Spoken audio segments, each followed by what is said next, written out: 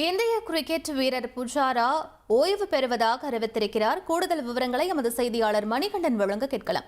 வணக்கம் மணிகண்டன், இந்த அறிவிப்பு தொடர்பான முழு விவரங்கள் என்ன பதிவு பண்ணுங்க. வணக்கம். சத்தீஸ்வர் புஜாரா இந்திய கிரிக்கெட் வீரர் பல்வேறு இந்திய அணிக்கான கிரிக்கெட் போட்டிகள்ல, முக்கியமான போட்டிகள்ல, குறிப்பாக டெஸ்ட் போட்டிகள்ல இந்திய அணியின் வெற்றிக்காக பல்வேறு நிலைகள்ல முக்கிய பங்காற்றியவர். 2005ஆம் ஆண்டு முதல் தனது கிரிக்கெட் இந்திய அணிக்காக கிரிக்கெட் போட்டிகள்ல பங்கேற்று விளையாடி வரக்கூடியவர். அனைத்து நிலை கிரிக்கெட் போட்டிகள்ல இருந்தும் ஓய்வை அறிவித்திருக்கிறார்.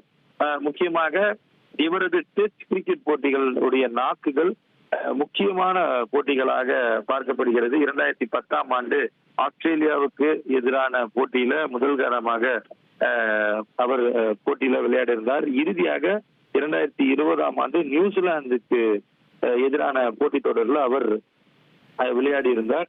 அது மட்டுமல்லாமல் வங்காளதேசத்துக்கு எதிராக கடைசி ஒரு நாள் போட்டியும் 2014ஆம் ஆண்டுல அவர் விளையாடி இருந்தார். தற்போது வரையில பல்வேறு உள்ளூர் அணிகளுக்காக சௌராஷ்டிரா கிரிக்கெட் அசோசியேஷன் சார்பில் விளையாடி வருகிறார். இந்த நிலையில அவர் அனைத்து நிலை கிரிக்கெட் போட்டிகளிலும் தனது ஓய்வை அறிவித்திருக்கிறார்.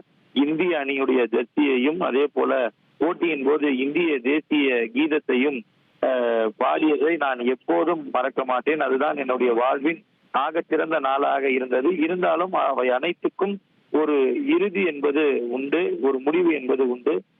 அந்த தருணத்துல தான் நான் தற்போது இருக்கிறேன். இந்த அனைத்திற்கும் ஒரு குட் பை சொல்ல வேண்டிய நேரமாக இது மாறி இருக்கிறது.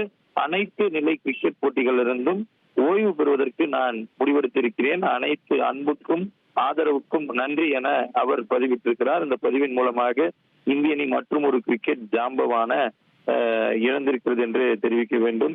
அந்த அளவுல அனைத்து நிலை கிரிக்கெட் போட்டிகளிலுமே இருந்து சத்தீஸ்வர் புஜாரா இன்றுடன் ஓய்வு பெறுவதாக அதிகாரப்பூர்வமாக அறிவித்திருக்கிறார்.